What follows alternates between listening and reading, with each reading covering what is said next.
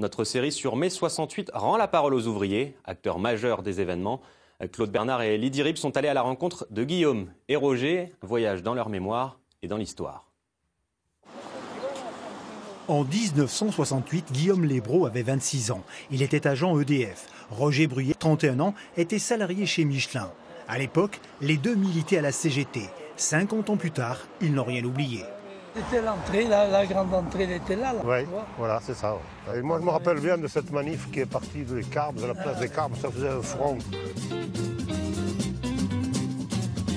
Au printemps, de quoi rêvais-tu? Vieux monde clos comme une orange.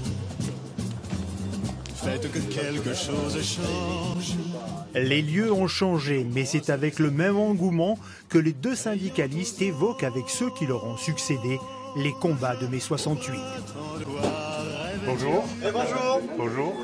Non, on a conscience de ce qu'ont fait ces gens-là à cette époque. Ouais. Ah oui. Ah oui, et puis on s'en inspire. On s'en inspire parce qu'ils ont réussi. Et j'ai envie de dire malheureusement, je disais tout à l'heure, l'histoire est un éternel recommencement, mais on est en plein dedans. C'est la même chose, il n'y a que les gens qui ont changé. Par contre, je pense que les salariés ont besoin d'une autre mobilisation. C'est ce qu'ils nous font pointer du doigt, c'est qu'on a besoin d'une autre mobilisation que aller défiler dans la rue. En mai 1968, à Clermont-Ferrand, 95% des 1300 salariés d'EDF entrent dans la grève. Un mouvement qui, pendant 3 bonnes semaines, va rapprocher les gens. Donc tu vois, ça c'était les assemblées générales en 68. Alors il y avait du monde et puis il y avait quand même des cravates, quoi. Alors il devait y avoir des techniciens, des agents ingénieurs. Les gens dans les entreprises, ils ne se connaissent pas, les 3 quarts du temps. La grève a permis que tout le monde se connaisse. Les administratifs, les ouvriers, les gaziers, tout le monde connaissait tout le monde. Et alors ça faisait un débat extraordinaire. Et ça, c'est resté longtemps. L'ouvrier avait plus de crainte pour aller au service administratif. Début mai, chez Michelin, les syndicats se réunissent et annoncent un débrayage pour le 20 mai. Roger évoque cette période avec émotion. Et moi, le 18, quand j'arrive à l'usine, il y avait 3 ou 4 copains qui m'attendaient. Ils me disent « Oh, qu'est-ce qu'on fait, on y va ?» Ben, j'ai dit « Allons-y ». Mais il y avait le... Je suis con. Ça me rappelle les souvenirs. Et alors, bon, il y avait le climat, parce que c'était pas facile pour faire débrayer les gars chez Michelin. Et là, c'est parti comme une poignée de poudre. Et à l'époque, il y avait dans les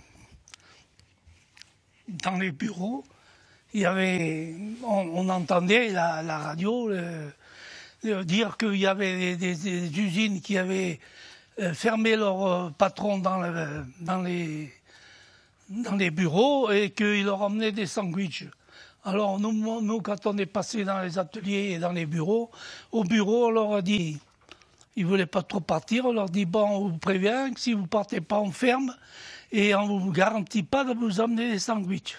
Semaine de 40 heures, 4e semaine de congés payés, augmentation de 35% du SMIC. Indépendamment des acquis sociaux, pour Guillaume Lébreau, mai 68 a été le symbole d'une liberté syndicale retrouvée. EDF-GDF, c'est une des seules boîtes où la représentation syndicale a son mot à dire sur les orientations de l'entreprise. Mais au fil du temps, c'était devenu des organismes de lutte, d'affrontement. Mais 68, on est revenu un peu à des décisions plus collectives, où le discours syndical était pris en compte. Et ils n'ont rien oublié des événements qui se sont déroulés il y a 50 ans. Avec passion et ferveur, Guillaume et Roger, acteurs des événements, racontent leur mai 68. Un morceau d'histoire de France dont ils restent plus que jamais d'ardents défenseurs. On continue dans le souvenir avec